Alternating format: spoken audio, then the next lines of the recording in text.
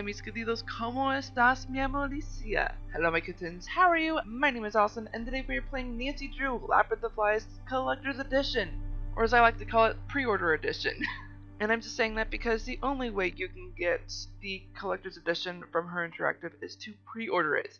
And I've learned recently it's the same thing with Elephant Games, who make the Grim Tales series. Very interesting. I actually never realized that until like this month. Good grief. So, with Her Interactive, really the only way you can get the Collector's Edition is to pre-order it. And they actually do announce when you are able to pre-order the Collector's Edition. Once the game is publicly released, you can no longer get the Collector's Edition. I hate to be the bearer of bad news for that. I wish they could continue selling it. I don't think it's possible though.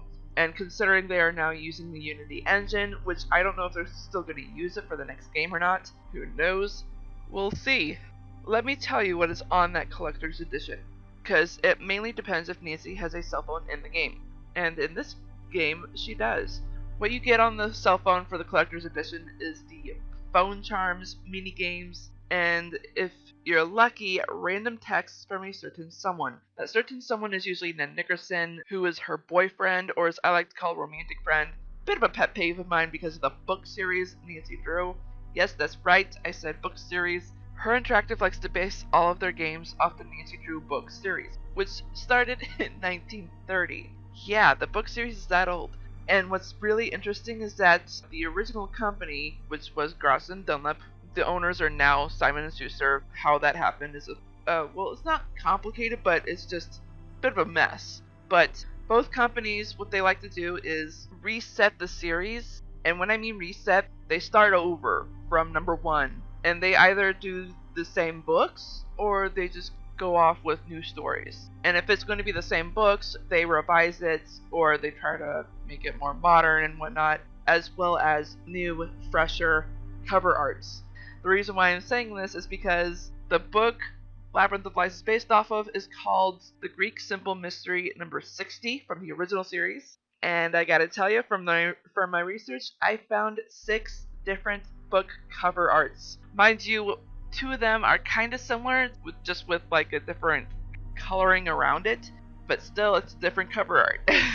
Oh my gosh. And not to mention, they actually like to retitle the resetting of these series. There's Nancy Drew Girl Detective series.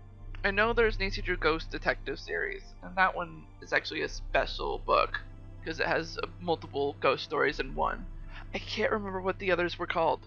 I know it's Girl Detective series, Detective Stories. I'll probably look those up and put those in the annotations on the screen. Right now, though, I'm talking quite a bit, so I'm going to be quicking up just a little bit. What I didn't finish was the list of people that are also the options for the random text from a certain someone. It's not just Ned Nickerson. It could either be Bess and George, who are Nancy's best friends, or it could be Joe and Frank Hardy, who are the Hardy boys. They're twin brothers. They like to do mysteries as well. They even have their own book series too.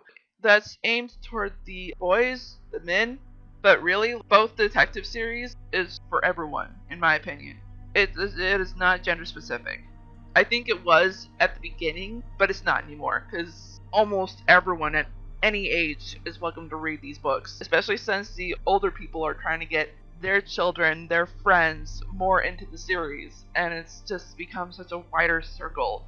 And I think that's why Her Interactive is trying to get into a different game engine to welcome other players, other people who are into Nancy Drew as well, or just trying to get other players that are into mysteries and stuff like that to play Nancy Drew. Anyway, I think I should probably go ahead and get on with the game. I think there are a few more things that I do want to mention though. There is one thing that I keep forgetting to bring up. I'm sure that I've mentioned it in my earlier videos, but I know I haven't lately, especially with last week's video. So what I'm going to be bringing up right now is that if anything, anything in this video does not look familiar, please check the description box below. There's a previous video as well as the playlist. I recommend the playlist because it will have everything that I've done so far with Nancy Drew Labyrinth of Lies.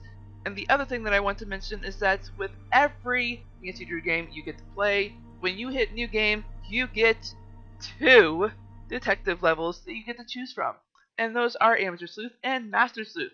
Amateur has regular puzzles, hints available, detailed task list. Master Sleuth has more challenging puzzles, no hints, basic task list. Now let me explain the basic task list. Before number 28, Ghosts of Thornton Hall, basic task list literally meant no task list whatsoever. You only had one thing on there and it said, I'm a senior detective or master sleuth and I don't need a task list. You click that off and you're done for the rest of the game.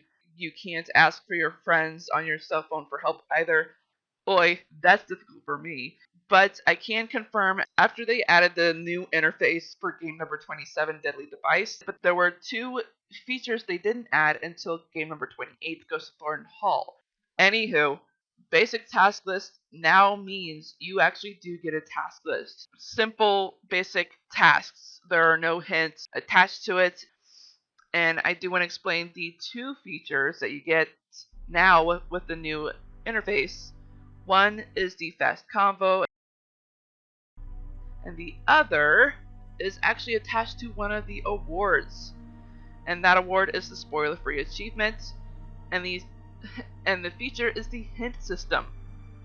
And here it's an award that is attached to one of the collector's edition, and that is the phone charms. Charmed! And please ignore this little thing that is now highlighted. I had to check something to confirm what I feared, and I was right. Oh my gosh, I am so disappointed in myself. So basically the previous video was a complete waste, because I have to do that door puzzle all over again. And let me explain. So let's go ahead and get into the game.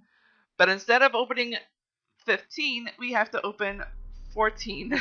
Because once you have that door open, you can no longer access this. Oi. So, this specific video, we're just doing phone charms and Easter eggs. I really, really want to show you where you can find everything.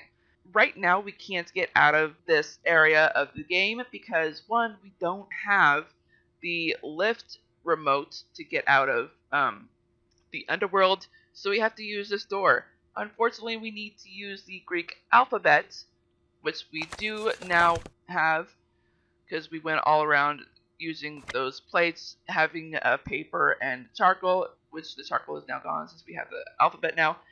Basically, for our first Easter egg, you gotta spell out Athena. And I finally understand the Greek alphabet. I was frustrated with it in the previous video. So with Athena, and I do remember in my notes, well, I'm not finding it, but I know that certain letters, certain parts of the Greek alphabet is actually a pronunciation of certain letters. So like this, eta, is long E, so as in the E in Athena, and I think the long O, the omega. I'm assuming that's omega because of the shape, you know. Anywho, since we now know it's Athena, let's spell out A, H, this little circle here, and A. Alright. A, H, and A. Oh wait, no. I'm a goof.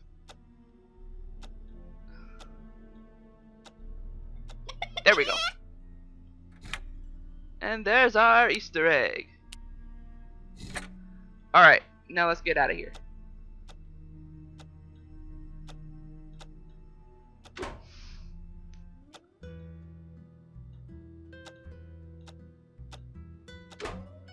Okay.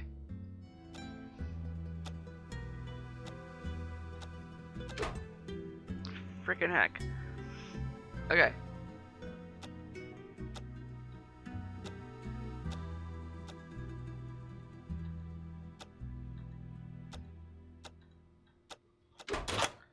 They spell it, oh my gosh, they're doing that all wrong. Considering the pronunciation. Are you kidding me? Okay, so now that we have that, let's go to the, I believe, Actually, our first phone charm would be right here, actually, but we already have it, which is the lion. And then the helmet, you would actually, which I already have, you would actually find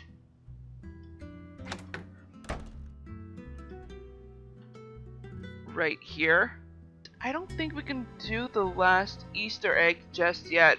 We can do one more though. We're gonna look at. There's no way this invoice is right. Thank you. That's what I was missing. Got it. Okay. I think that's what I needed. So now that I can talk to Niobe. Got it. Okay. I'll be able to do that in the next video. Yep, there's one right there.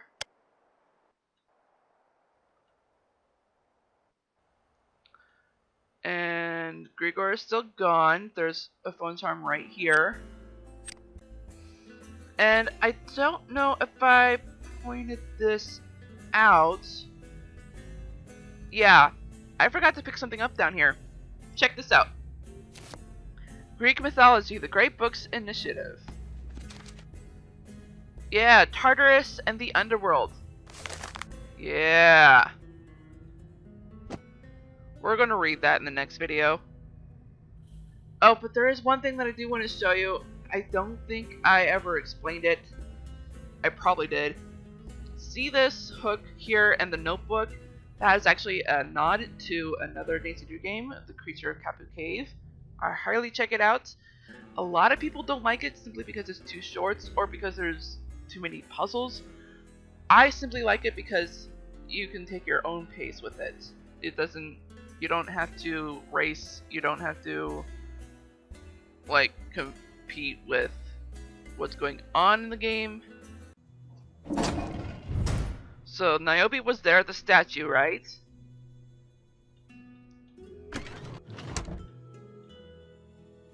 Xenia, you speedster. Or sorry, Niobe, you speedster. Okay, so right here should be another phone charm. Yep. I know I'm kind of taking you all over the place, but it's kind of how my mind process works. Yep, Cerberus. Cerberus, however you pronounce it. There's an Easter egg with this one, which I kind of did show in one of my earlier videos. You pretty much gotta click on it 7 times. 1, 2, 3, 4, 5, 6, 7. Boink. And the last Easter egg, which we can't do right now. But I could tell you, since this is just the phone charms and Easter egg video, I think that might be everything for our phone charms, right? Except for one. Let's count. 1, 2, 3, 4, 5, 6. Yeah, we just need one more, and I know where that is. So let me get that phone charm real quick, and I will explain what we need to do for that last Easter egg.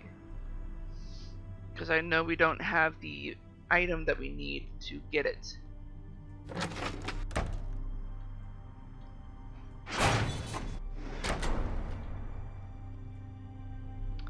We need this big boy here.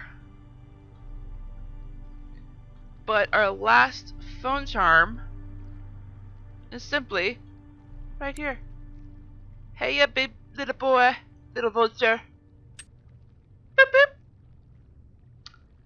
Alright, so Sharon, take us away.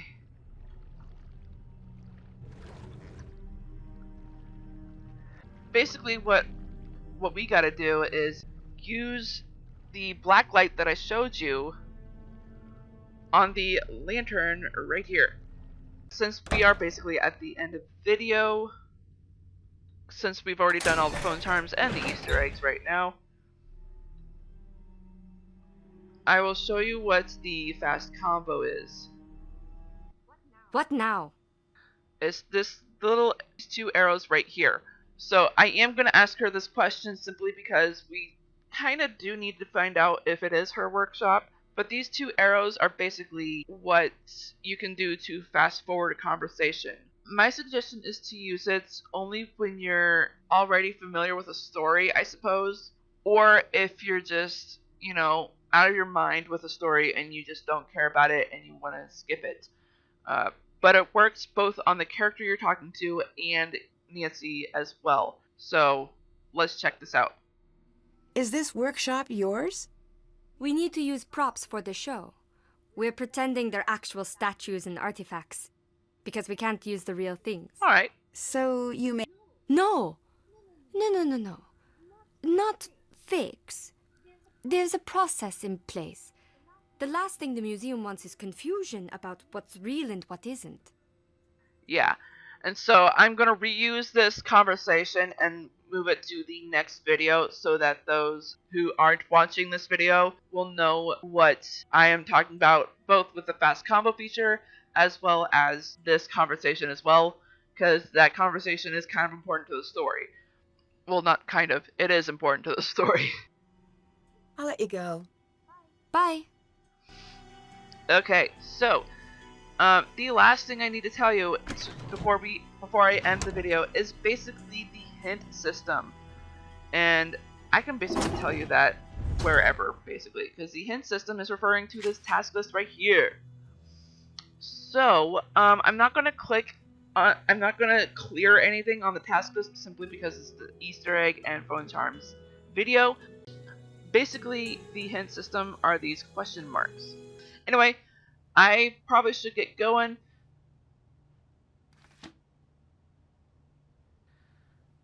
So I think I'm gonna go ahead and bid you all farewell. Oh shoot, cancel. I need to save. And I'm gonna go ahead and save it on 15EE, the Easter egg, so that I can let myself know that I did do the Easter egg video. Yes. Exit. Save again so that I don't make a mistake. I will make that voice. I will make that voice every time when I say that, simply because of a certain video game that I hope most of you, or at least some of you, will recognize. I hate that I have not finished the game on this channel, and I'm fairly certain some of you will know what I'm talking about once I say that. You know what? I'm wondering if he's available now of the stay-at-home thing of this pandemic. We're like halfway through Labyrinth of Lies, though. We're not even close to ending. I don't know. I'll have to think about it.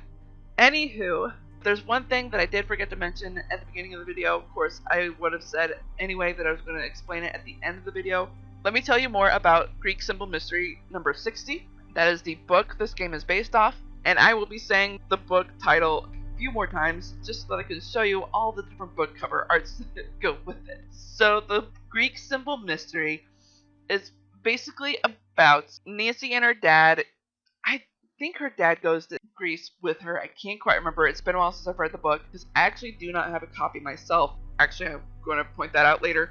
Nancy does go to Greece on behalf of one of Dad's cases, and she actually gets to meet the client, who is Mrs. Thompson, and Mrs. Thompson actually happens to be a friend as well as a neighbor. She asks them to go to Greece, not only search for a cousin, but also some missing inheritance. What really confuses me is that they don't really clarify on whose inheritance it is at the beginning of the book. But what happens is that Nancy brings along Bess and George with her to Greece, which is interesting because in Labyrinth of Lies, we actually get to talk to Frank and Joe for help, on her cell phone at least. So Nancy actually ends up going shopping in Greece and actually has a lot of fun with Bess and George. And lo and behold, a thief, a sneaky thief, I should say, they put a mask in Nancy's shopping bag. And the crazy thing that happens next is that the Greece police finds this stolen mask from a museum, nonetheless, a museum. They automatically assume Nancy is guilty. Even though she explains how she's innocent, and that she is innocent, and that she's a detective, puts her in a deeper hole.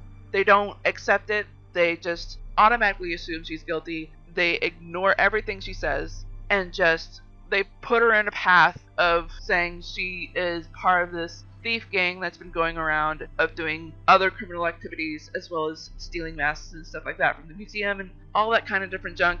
And she's like, whoa, whoa, whoa, what's going on? Fortunately, something did happen that cleared her innocence. Unfortunately, it wasn't George or Bess. In fact, Bess brought in some evidence, or not evidence, but Bess was trying to help clear Nancy's name, but in fact, it dug Nancy into a deeper hole, trying to say that she's a detective, she can do all this stuff. It didn't help. George ended up doing something that pretty much saved Nancy. I'm so thankful for George being smart here. I'm going to leave it at that simply because if I say any more, it's going to spoil the book as well as the game, because that is where the similarities join. Not because of the case, but because of what the Thief Gang does. And I think that is where I'm going to end it when it comes to the book, Greek Simple Mystery. And there is one thing that you can do. If you don't have a copy yourself of the Greek Simple Mystery, you can actually find yourself a copy at a website called archive.org or openlibrary.org. It goes to the same place. It's basically a library database. You can actually go there and check out 5 books at a time. Each book you get to hold on for 2 weeks. That's 14 days, which is pretty awesome. And it's free. I'm telling you, it's free. All you gotta do is create an account, give them your email address, but that's it. It's freaking free. I love it. But if you do want to check out a 6th book, you do need to turn in one of those 5 books, and then you can check that out. I actually did go there recently just to see if it was still the same way, and they actually changed it around a little bit because they have so many freaking books. You can look up any Nancy Drew book, you can look up any other books that you're interested in, audiobooks, podcasts, cookbooks, anything like that. It's pretty sweet. What I really like when I recently went there is that they actually broke it up into different library sections, which is really cool. If each section is a library of itself, then that means anyone who is interested in those topics or those genres, they can just go there and search whatever they want that actually fits that genre or topic. I think there actually is one labeled mystery, which I'm super excited about, because then I can just go in there and search up Greek Simple Mystery number 60, and bing, there it is. But you don't have to do that yourself, because I will be putting a direct link of the book in the description box below, and you can read the book yourself. I am actually super excited because I actually do need to read the book again, refresh my memory of what happened. Even though I did write down some simple notes of what happened in the beginning, as well as later on in the book, so that I can brief you all of what did happen. I think I need to write more notes down, simply because I know I'm messing up here. So, I think that's going to be it, everyone. I love you all so much, my beautiful kittens and viewers. I hope I helped you out at least a little bit in this video. If not, I'm not doing my job. And I hope I will see you all in the next video, which will be Bonfire Stories. Manifest Horror. I'm so glad I'm playing that game. Oh my gosh. And on that note, I hope you all enjoyed this video. If so, smash that like button like a kitten would. And if you're just now tuning into this channel and you're not subscribed, go ahead and click that ugly red subscribe button, make it that beautiful gray, as well as that bell icon right next to it that'll notify you of all the videos that I do, which are now on Wednesdays and Sundays, which are Nancy Drew and a random game of my choosing. And I hope you all have a great morning, afternoon, evening, or night, wherever you are in the world. Stay inside, everyone. I am Sweet Rascally Rabbit, saying goodbye. Stay awesome and stay on YouTube!